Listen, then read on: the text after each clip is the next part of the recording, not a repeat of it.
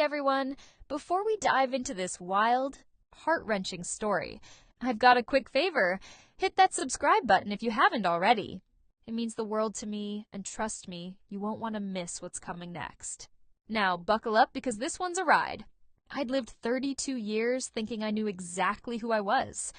A daughter, a sister, a woman who'd fought hard to carve out a life worth living.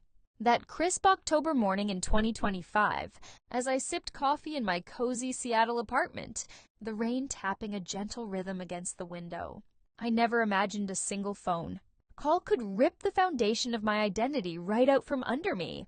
The screen lit up with an unknown number, and when I answered, a shaky voice rasped, "Clara, it's time you knew the truth. Meet me at the old pier at noon, please." It was a woman, her tone desperate, familiar in a way that pricked at my memory. I set my mug down, my hand trembling, and stared at the phone. Every instinct screamed to ignore it, to dismiss it as a prank. But something, call it curiosity, call it fate, pulled me out the door into the drizzle and toward a revelation that would shatter everything I thought I knew. Let's rewind, because to understand that day, you need the full picture of where I came from, or where I thought I came from. My name's Clara Bennett, and I grew up in a modest red brick house on the outskirts of Portland, Oregon, where the air smelled of pine and wet earth. My parents, Ellen and Michael Bennett, were quiet, steady folks. Mom, a librarian who'd hum while shelving books. Dad, a mechanic whose toolbox clattered late into the night. They weren't perfect. Mom had a habit of drifting into silence. Dad could snap over spilled milk, but they were mine. I had an older brother, Nathan, 3 years ahead, a lanky kid with a crooked grin, who'd tease me about my freckles but never let anyone else get away with it. We were a textbook family, or so I believed. Sunday dinners with roast chicken and gravy. Fights over the TV remote that ended in laughter. A photo album bursting with awkward school portraits and shots of us fishing. By the Columbia River, me holding a tiny trout like a trophy. It was my world, solid as the oak tree in our backyard. I never questioned it. Why would I? But there were hints, subtle fractures I didn't see as a kid. Mom's eyes would linger on me sometimes, a strange mix of sadness and guilt I couldn't place. I'd catch her staring when I'd tromp in from the woods, mud on my sneakers, her lips twitching like she wanted to speak, then sealing shut. Dad was tougher on me than Nathan, always pushing me to prove myself. Extra chores like scrubbing the garage floor, demands for straight A's, as if I had some invisible ledger to balance. "You've got to earn your keep, Clara," he'd growl, his voice rough. I'd nod, assuming it was his way of toughening me up. Nathan, though, was my shield. When I was 10 and broke my arm falling off my bike, chasing him down a hill on a dare, he scooped me up, carried me 3 blocks home, his shirt soaked with my tears. "You're tougher than you think. Clara," he'd said, grinning through his own panic. I clung to that, built my life around it, around them. Then there was Jess, my best friend, my partner in crime. She lived 2 houses down, a wiry girl with a gap-toothed smile and a knack for finding trouble. We'd spend hours in the woods behind our street, building forts from fallen branches, whispering secrets under the pines, mine about how Mom's quiet spells creeped me out, hers about her dad's drinking. Jess saw it all. "They're weird about you sometimes," she'd say, kicking a rock as we walked home from school. "Like you're a guest they're scared to upset." I'd shrug, loyal to a fault. They were my family, weird or not. There were other clues, too, ones I buried deep. At 13, I found a shoebox in the attic while digging for Christmas lights. Inside, a faded yellow blanket, with tiny ducks and a single photo of a newborn I figured was me. No date, no name. Mom snatched it away when I showed her, her face going pale. "That's nothing, Clara. Old junk," she'd snapped, voice tight. I let it drop, trusting her. At 16, I overheard Dad on the phone late one night, his voice low and tense. "No, it's buried. She'll never know." I thought he meant a car repair scam or a debt, something ordinary. Another time, Nathan and I were rummaging through the basement for camping gear when he pulled out a locked metal box. "What's this?" He'd asked Dad, who'd stormed over, yanked it away, and barked, "None of your business."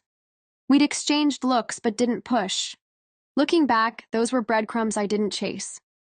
I left home at 18 for college in Eugene, chasing a degree in environmental science. I wanted to fix the world. Rivers choked with trash, forests shrinking under saws, the way I couldn't fix the quiet unease at home. I'd spend nights in the dorm, sketching ecosystems in my notebooks, dreaming of a life beyond Portland's gray fringes. After graduation, I landed a job at a nonprofit in Seattle, fighting for clean water and sustainable policies. It wasn't much, $45,000. A year barely covered my one bedroom with a sliver of Puget. Sound view, but it was mine. I'd call Mom and Dad every Sunday, hearing Mom's soft updates about the library, Dad's grumbles about his back. I'd drive down for holidays, lugging laundry and a forced smile, sitting through tense dinners where silences stretched too long. Nathan and I kept close. He'd text me about his latest girlfriend woes, and I'd fire back memes of cats in therapy. Jess stayed in Portland, slinging coffee, but we'd meet halfway sometimes, splitting fries at greasy diners, laughing over old memories. They were my anchor, even as I stretched towards something new. That October morning, though, something felt off before the call even hit. I'd woken from a dream I couldn't shake, me as a toddler, lost in a crowd, crying for a figure who never turned back. My hands were sweaty, my coffee bitter, and I tried to bury it in work emails about watershed grants. Then the phone rang, and that voice, haunted, urgent, dragged me into a mystery I didn't ask for. I drove to the old pier, rain streaking my windshield, wipers squeaking a frantic beat. It was a weathered stretch of wood jutting into the gray water, abandoned except for a few gulls circling overhead, their cries sharp against the wind.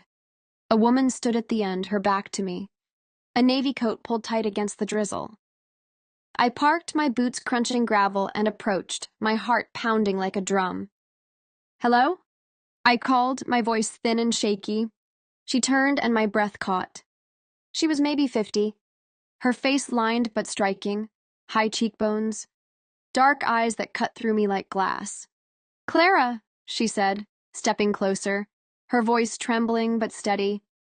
"You don't know me, but I've known you your whole life." "My name's Rachel." I frowned, instincts flaring. "What's this about?" "How do you know me?" She took a deep breath, her hands twisting together. "I'm your mother, Clara, your real mother." The words slammed into me, stealing the air from my lungs. I laughed, a sharp, hollow bark. "That's insane. My mom's Ellen Bennett. I don't know who you are or what game you're playing." "I'm not playing," she cut in, her voice firm but cracking at the edges.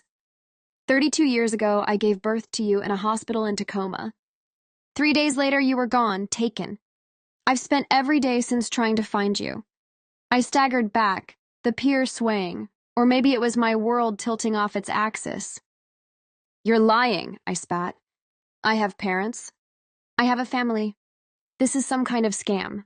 She pulled a photo from her pocket, her hands trembling as she handed it to me.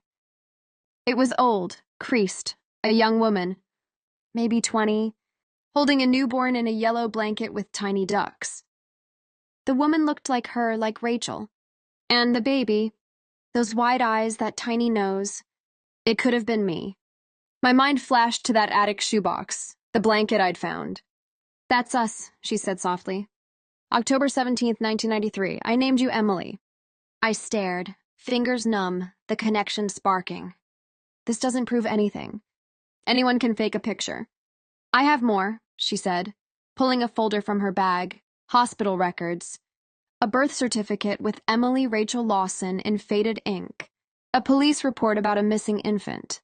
My head spun as I flipped through them, dates and details blurring into a storm. "I didn't give you up," she continued, tears welling in her eyes. "Someone took you from my room while I slept, slipped in after I'd nursed you. When I was exhausted. The police searched, but the case went cold. I never stopped looking. I shoved the papers back at her, my voice rising over the wind. If this is true, why now? Why me? I've got a life, a family. Because I found them, she said, her words slicing through my panic. Ellen and Michael Bennett. They adopted you illegally through a broker. They knew you were stolen, Clara. They've lied to you your whole life.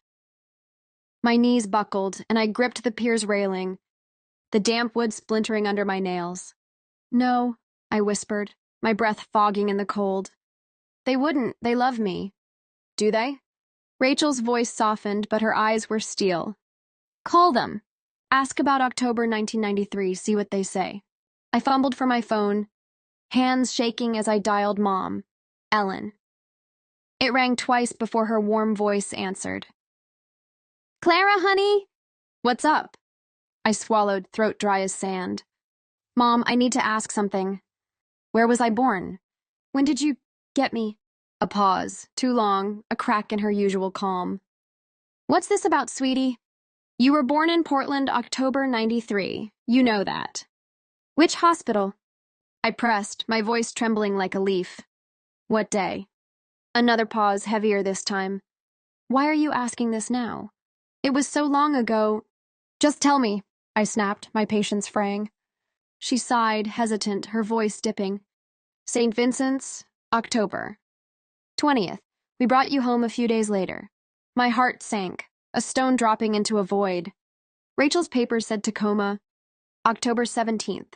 You're lying, I said, my voice breaking like glass. Who am I, Mom? Where did you really get me?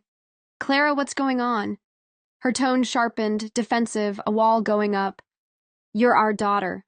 I hung up, my chest heaving, the phone nearly slipping from my grip. Rachel watched me, her expression a mix of pity and resolve, rain streaking her face like tears. They've had you for 32 years, she said. But you were mine first. I drove home in a daze, the rain a blurry curtain around me, my headlights cutting weak paths through the mist. My apartment felt alien, photos of my family on the walls now taunting me. Their smiles hollow. I called Nathan, needing his steadiness to ground me. Hey, sis, he answered, his voice bright with his usual cheer. What's up? Nathan, I said, my voice raw as scraped skin. Did you ever hear anything about me being adopted?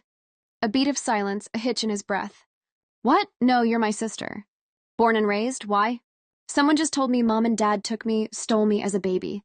That I'm not theirs. He laughed, but it was strained, forced. That's crazy, Clara. Who said that? Doesn't matter, I said, pushing past his dodge.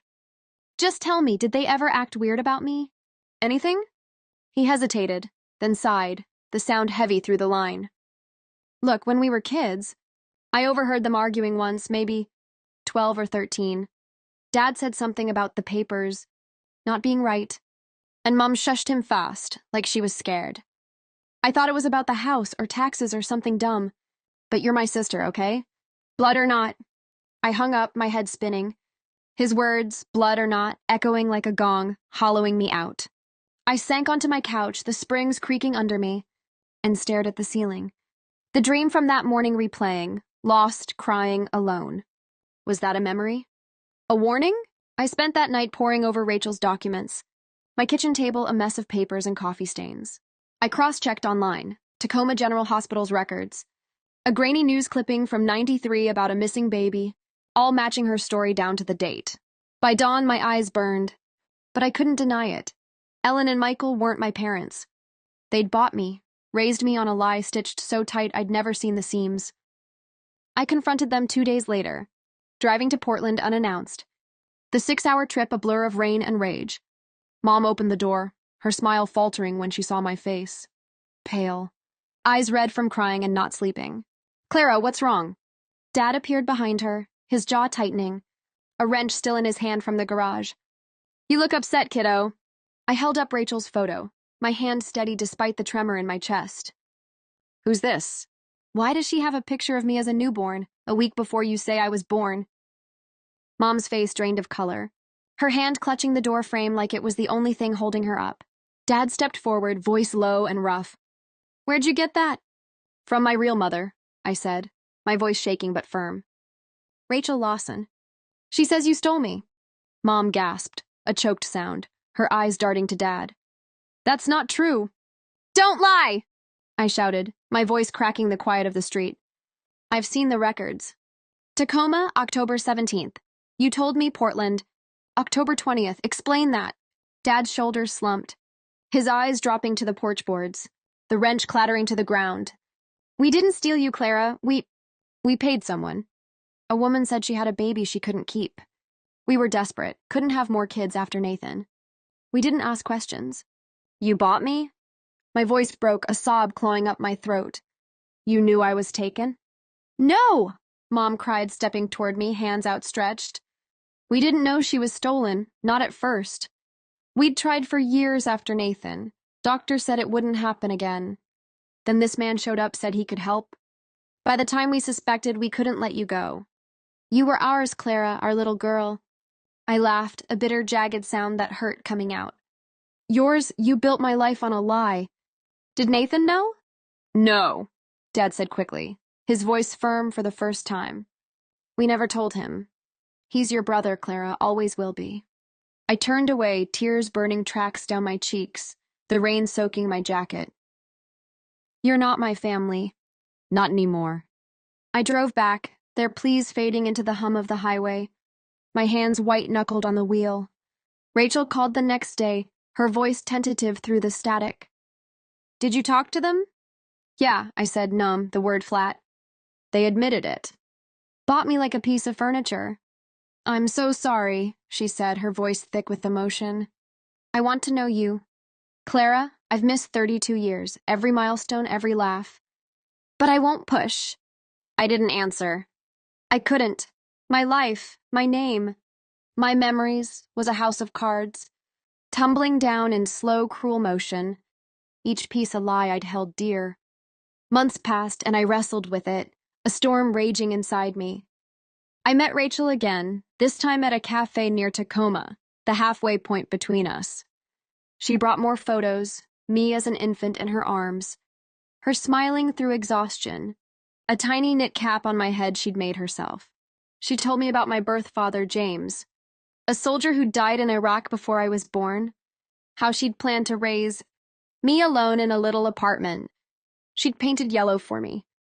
I'd sing to you every night, she said, her eyes distant, voice soft. Lullabies my mom taught me, hush little baby, over and over. Then you were gone, and the silence. It broke me. I listened, torn between anger at the life I'd lost and a fragile thread of connection to this woman who'd never stopped searching. Ellen and Michael kept calling, leaving voicemails I deleted without listening, Mom's voice pleading, Dad's gruff apologies. Nathan texted too, desperate. You're still my sister.